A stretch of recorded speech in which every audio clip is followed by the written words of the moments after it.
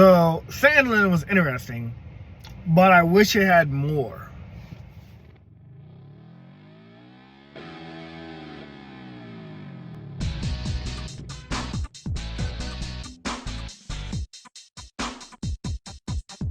Hey guys, welcome back to Everything Anime Podcast. I'm your host Shinry, here with Everything Anime Podcast, talk about everything from anime, manga, video games, TV shows, and whatever topic we feel like talking about. Today's video is on SandLand, the one-shot manga that's only 14 chapters. Now, if you don't know what SandLand is, it's a spin-off of Akiri Toriyama's Dragon Ball Z, or not really like a spin-off of Dragon Ball Z, but like it's like he's the writer of Dragon Ball Z, like that's what he's known for. But he's trying his hand at like a different anime and manga, which was interesting, and it was saw it in New York Comic Con 2023 of like them showing off the game, but I had never heard of it. And we got like one panel, and there's like a book, one chapter of SandLand and one chapter of Dragon Ball Super. So I thought I'd check it out, review it, because you know I love to read new anime, I love to read new manga. And SandLand, I'm gonna try to condense it. Unlike I do like my normal videos, like going through everything. Things happen in SandLand, but it's very condensed. It's very short. So even though it's 14 chapters, there's not much to say. But SandLand is about the world, or their world, has been reduced to like this desert. Like everything's been destroyed by a war. Well, it was destroyed by a war. It was destroyed by human greed. It was destroyed by like, you know, like natural disasters. Like basically the world is like basically become like a giant desert. Like, and it's like a small piece of like, well, it's not small, but it's like a smaller than a continent is left. Like maybe about the size of the US is left. And it's all a desert. And worst thing is, water has become such a rare commodity because the lakes have dried up, the rivers have dried up, and the king of all of SandLand controls all the water, and he's overpricing it and reselling it to people. So you might have to work like a full days of work wage to make like one bottle of water.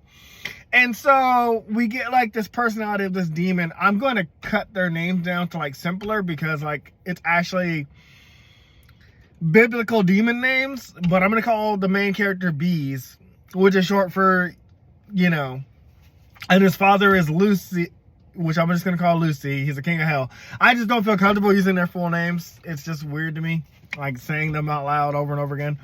So anyways, Bees is our main character, and he's like a little demon. So demons and humans exist in this world. They're aware of each other, and even though it's said like demons hate humans and humans kind of hate demons, like that's not natural, they're kind of also living in coexistence in this world. I mean, it's only 14 chapters, so it's kind of just like for example, Bees' personality is shown when he like stops these like people that like have stolen water, or he's like stealing water from them.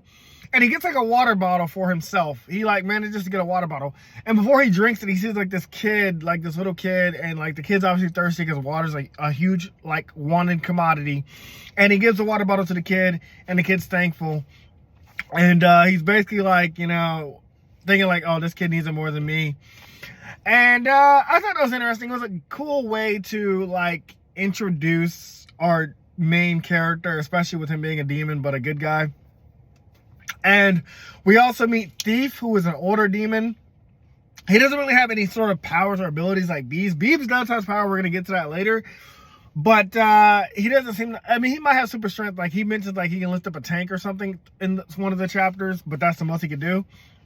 And we also get to introduce to General, I think it's General Sheba. He goes by a different name when he's first introduced, like Sheriff Rio or something like that. But it's then later revealed that he's General Sheba. And General Sheba's whole deal is that he was once a part of the king's army, who 30 years or so ago attacked these people called the Pishi, because supposedly they were making this weapon like to destroy the king. And so we had them like set up a bomb that destroyed not only all the Pichi people, or they thought they did, but almost his own village. Like Sheba's own village was almost destroyed. But Sheba always suspected like there was something else going on. So he like left the king's army, became a sheriff. And again, this is a very short manga, so I'm just gonna reveal it. It was true that, well, Sheba's suspicion was right. The king's army or the king knew that the peachy people were creating a machine for making water, like it produced water on its own. And obviously he couldn't do that. He didn't want that to happen because he controls the water. That's how he's the most powerful man. That's how he's controlling all these people. So he had the peachy people be destroyed. Thief's whole thing is that he just kind of travels with Bees, and then Bees is the prince of all demons because his father, again, is Lucy, short for you know who. And I'll make sure I show the panels and stuff like that. But Shiba asked Bees for help. He's like, hey, I heard about this thing called the Phantom Lake. Supposedly there's a lake out there with water, and if we can find it, we can bring all these people, like, bring the people of SandLand, like, water without paying the king tribute for water. And so Shiba and Bees and Thief all travel together. There's some shenanigans that happen throughout the way. Like, they battle like these like bandits called the Swimmers, or mercenaries called the Swimmers. They battle like this guy called Commander Are, who like once worked with Shiba or like looked up to him at some, like, it's implied like either he was like he was the child of someone that worked with Shiba, and then his father died, I believe, and then R grew up in the military believing like Shiba was evil and he wanted like revenge and things like that. But as the truth comes out from Thief, the old demon that's traveling with Bees and Shiba, it's revealed that like Thief knew the truth. Like, the peachy people were creating like a machine to create more water, and the government had them, or the king had them destroyed, had them like be bombed and destroyed, so no one else would know about it. So that turns R to like the good guy side, and Shiba and Bees and Thief are like, okay, we're all a team now. Some other shenanigans ensue, but basically R is like, hey, I can't tell you where the king's water supply is, but if you head in this direction, I'm not betraying the king, but like I would go that way. It's like one of those like I'm not telling you where to go, but I would go this way. Basically like that in short, because again, this is a short manga, it's 14 chapters. So they start heading towards this direction of where the king's water supply is. But along the way, they get attacked by the Swimmers. Yeah, this is where it happens. And then Bees battles him. He mentions something about absorbing the power of night. And it's going to be shown briefly in a second. Like, I'm going to explain it in a second. But, like, I was curious about, like, what he can do. Because I knew he had super strength. And, like, he's obviously, like, durable. He can take bullets and heal himself. But, I mean, he's a demon. So I kind of expected, like, some kind of abilities. But anyways, Bees, like, punches all the Swimmers. But one of them gets away and he chases them. And he ends up in like this sandstorm after chasing one of them so far. And he's like looking for cover. So Bees runs into this cave and it reveals that that's where the Phantom Lake was. Like, it's been there all the time. And they suspect the reason why they never knew about this lake is because the king controls everything. He's also controlling like who's allowed to fly over SandLand. And he controls all the planes. So no plane besides the king has ever been allowed to like fly in the air. So they theorize like, oh, the reason we never knew about this lake is because we can't fly planes over SandLand, because like it's not obvious because it's hidden in a cave, but if they could have flew over the cave, they would have known about the lake. But at this lake, they find out that a few of the peachy people are alive. Like they not all of them were extinct, some of them got away. And so, in short, because again, it's really fast, they basically were like, okay, we're going to leave this lake to the peachy people. The peachy people deserve their peace. They deserve to live, like, you know, away from the king and all his, like, tyranny. They've already suffered enough. And Bees does explain to them the truth of what happened 30 years ago, like, you know, while they were destroyed. And then they just leave.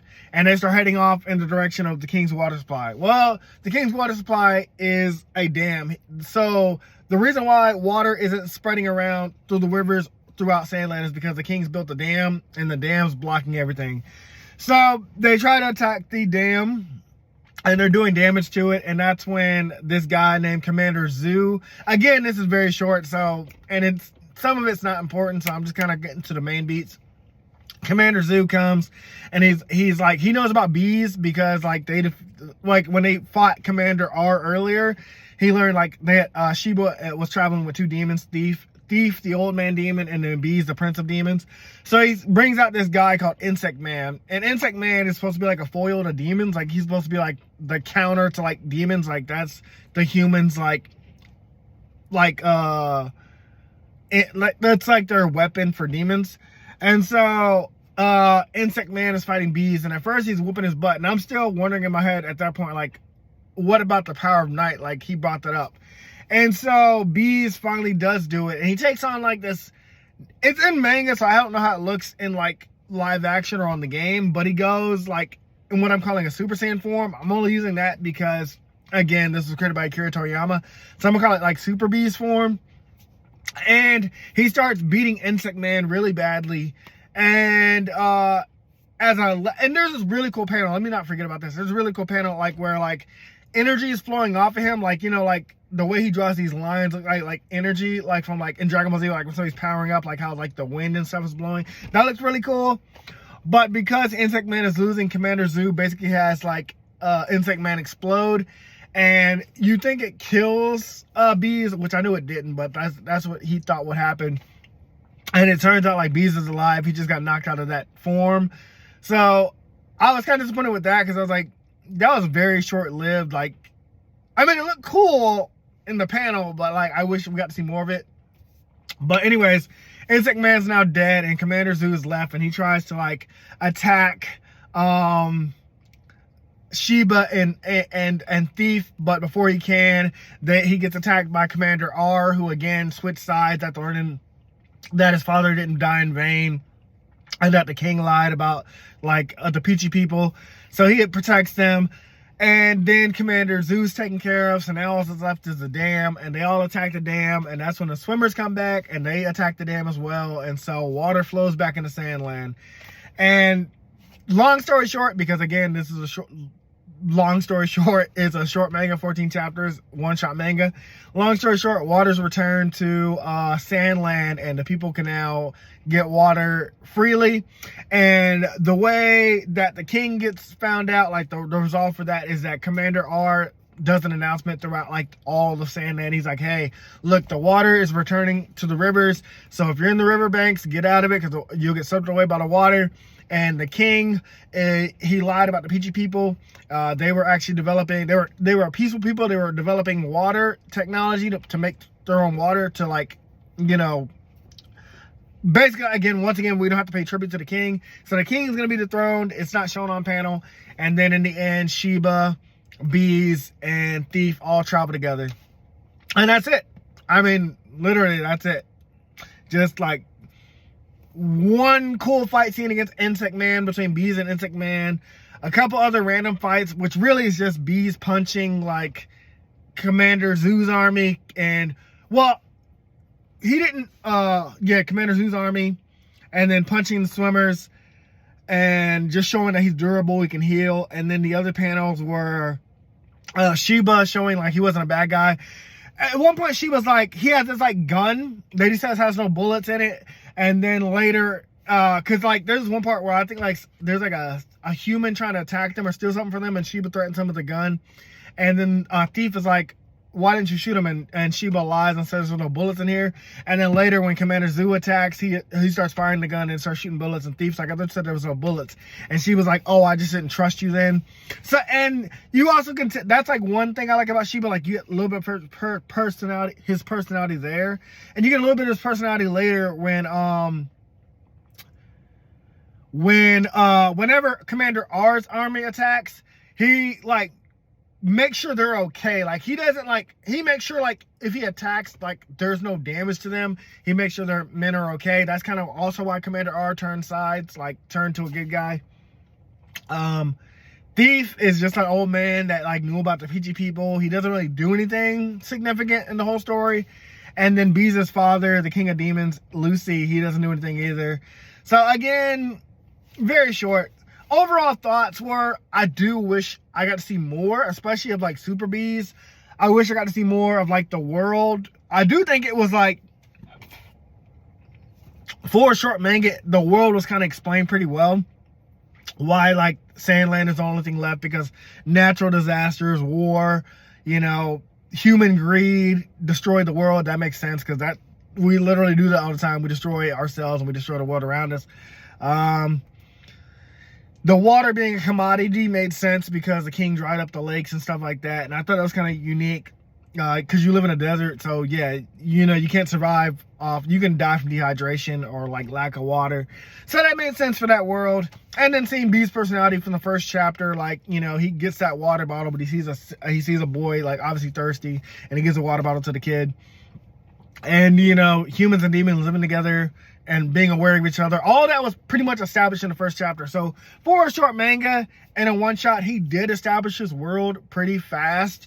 But I wish we saw more. Maybe like demons thinking it's weird that Sheba and Bees and Thief are traveling together. Or maybe humans thinking that's weird. Or because they should be enemies. Or, you know, like maybe more the king being like nefarious. You know, just a little bit more. But overall, I mean, it was fun. I've heard the game is great. I'll probably check it out.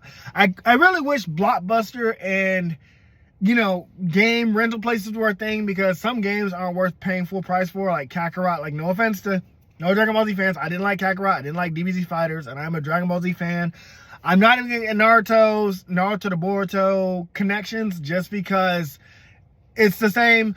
Dragon Ball Z and Naruto, they're always the same games. We play like up to a certain amount of story, and then you get the characters unlocked, and then, you know, we're just playing it for the versus mode, honestly.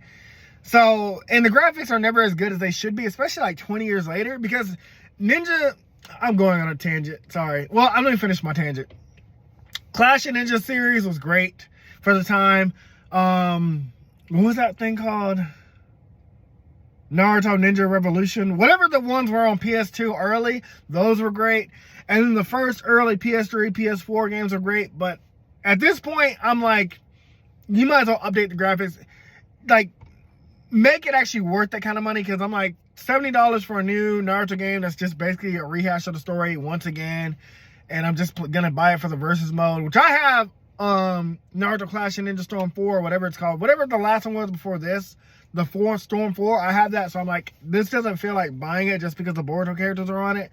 And you guys know my reviews on Boruto so far, so I'm like, it doesn't seem worth it. So SandLand, a game I am interested in because people are talking about it. The manga is definitely not making me want to go buy it. The manga, I said, I needed more from it, but you establish your world in the first chapter, but I feel like maybe like, I don't know, 20 more chapters, I would have got a little bit more out of it, but overall, for a one-shot manga, it was pretty cute. It's a quick read if you want to, like, you know, just see what else Akiri Toriyama is experimenting with. I recommend it for that. It didn't take me more than, like, 2 days to finish this manga, just because, like, I like to read manga. So, yeah, because, like, 14 times, I think it's, like, 14 pages, too. It's, like, that's not even, like, maybe it's, like, a little over 100 pages, less than 200 pages, so it's not that much to read. Yeah, guys, overall, that's my review. I am working on a big, huge video. It's probably not gonna come out till Christmas, but I'm probably gonna release a teaser for it. BioShock, my review for that is coming as soon as I get my PS5 back. My PS5 is in repair right now, but BioShock will probably be next.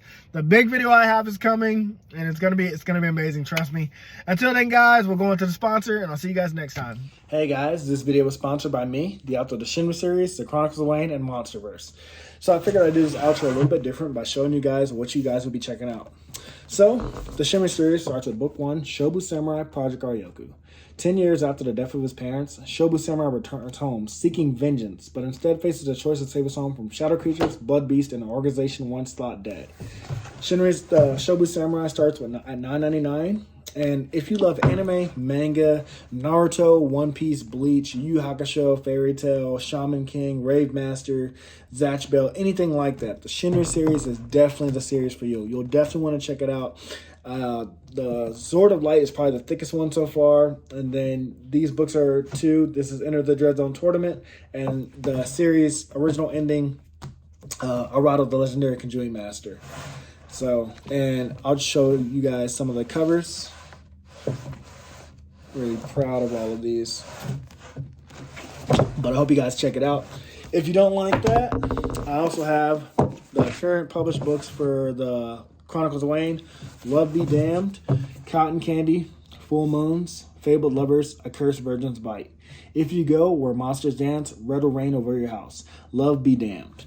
Now, the Chronicles of Wayne is about a geeky guy, or a nerdy guy in high school. His senior year, he has a crush on the hottest guy in school, because of course he does.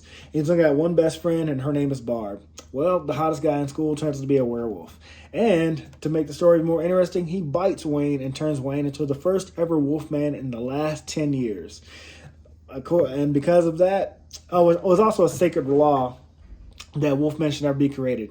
I don't want to get into too much of the Chronicles of Wayne without spoiling it, but I can tell you it's very short. This one sells for $6.99, and Love Becays right after it. The ending of this trilogy, Love Be Liberated, comes out in October. So I'm going to definitely do a more full in-depth review of this one. But yeah, it's an LGBT fantasy fiction story about werewolves, vampires, white witches, a dark warlock, and, well, many, many more surprises to come. So if you guys like to read, I definitely recommend. These are all the books so far in the Shinry series, except for Shinry's Beginning. I do have that one, but it's just not here with me. But yeah, I appreciate a like, support, or just a review on Amazon. Either way, thank you guys for watching. I hope you guys have a great day. Thanks for watching. Like, comment, and subscribe.